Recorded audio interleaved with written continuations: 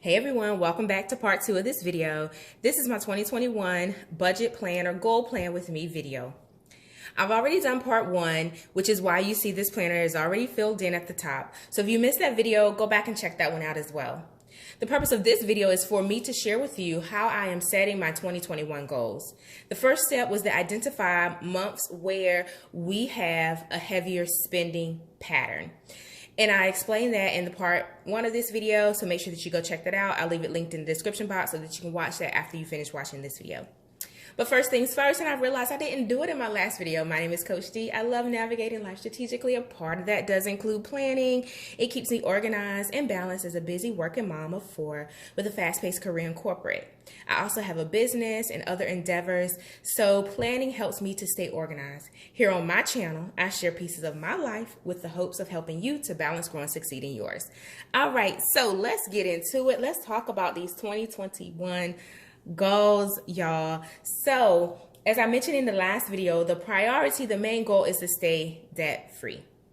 The other goal is to it's a few goals. So I'm going to document them down here at the bottom, and we'll start with the main one. We're going to start with December and we're going to work our way back. So I like to start with the end in mind, and that's a tip for you guys. If you're setting your goals, start with the end in mind. If you're specifically focused, on 2021, then think about when December 31st, 2021 rolls around, what goals do you want to have accomplished? And then you can work backwards from there.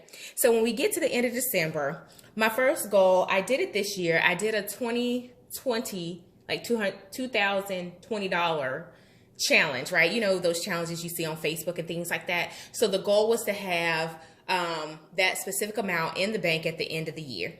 So this year, I want to challenge myself to grow a savings account to $5,000 by the end of December. Now, this is completely separate from my monthly savings that's already allocated. This is completely separate. This is like above and beyond challenge.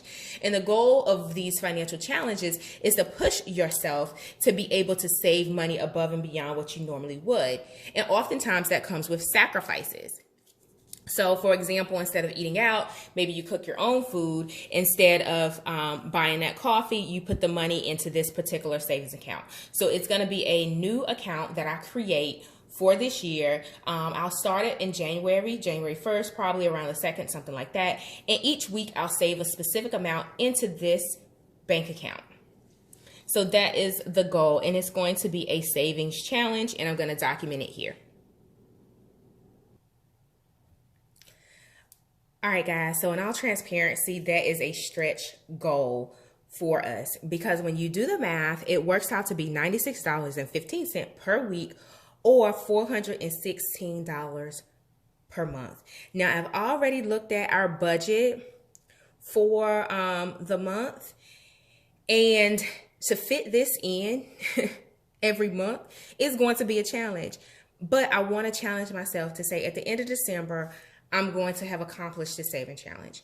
So when you set these types of savings goals, your options are to make more money so that you can be able to incorporate it and absorb it into your monthly budget, whether that's through a business that you start or maybe trying to get a raise in your job, whatever the case may be.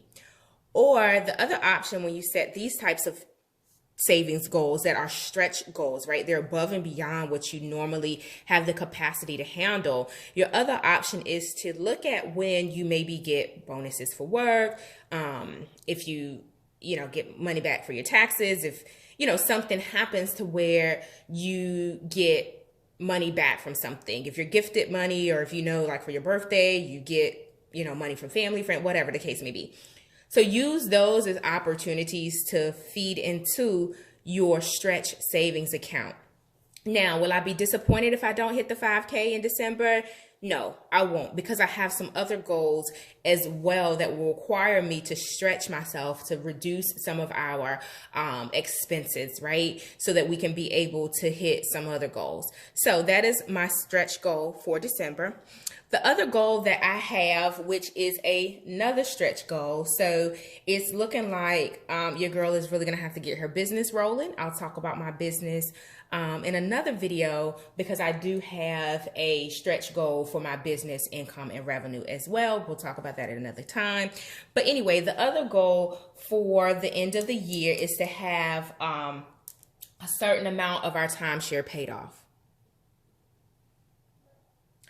All right, guys, so you're probably judging me in your head when you look at that timeshare balance, but that's what we owe. It is what it is. So the goal is to have half of that paid off by the end of the year. Ideally, if we can stretch ourselves, push ourselves, find a window of opportunity to pay it all off in 2021, I will rejoice and be glad about it. So we didn't account for this in our credit card debt because that bill was already massive enough. And I didn't want to add the additional stress of managing to having to pay off the timeshare. So it doesn't get regarded as a credit card, right? When we look at it on our, like our credit report and things like that. So we just treated it a little bit different. Again, I'll go into another video about the truth about timeshare and how to maneuver and manage it based on some of the things that I've researched in an upcoming video. So make sure that you hit subscribe. Again, as I say all the time in my video when it comes up, I don't really advise people to get timeshare. If you are the type of person that travels a lot, perhaps you view it as a good investment for you, and that is great if you use it, right? But right now we're all at home, so that's a horse of a different color. But if you're going to use your timeshare, you found a good deal, maybe you paid a lower rate for what you have, then, I can see that. But in general, rule of thumb for me is travel on your own with your deals and things like that.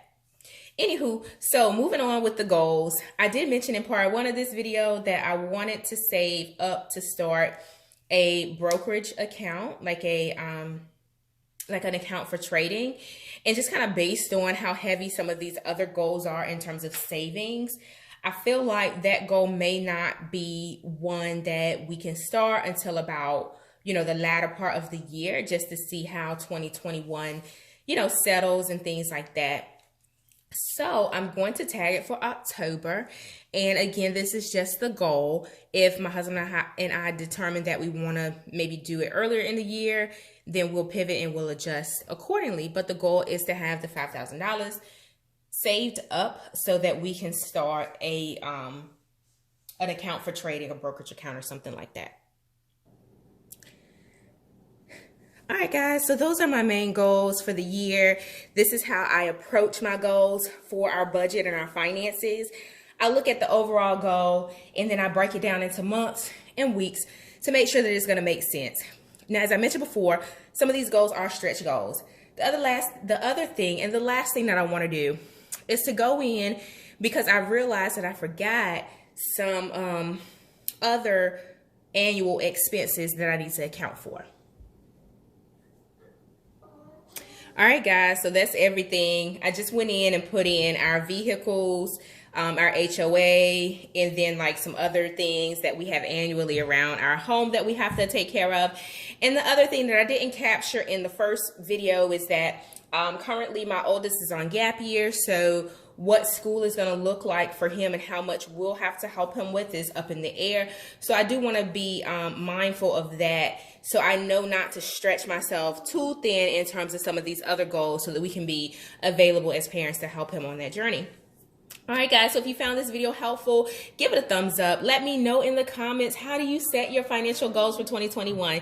Did you find this helpful? I'm curious. Also, hit subscribe because I'm going to take you guys along with me on this journey in 2021.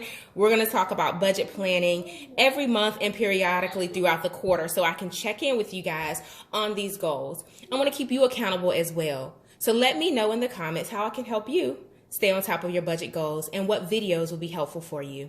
Again, thanks for watching. I'll speak to you in the next one. Bye for now.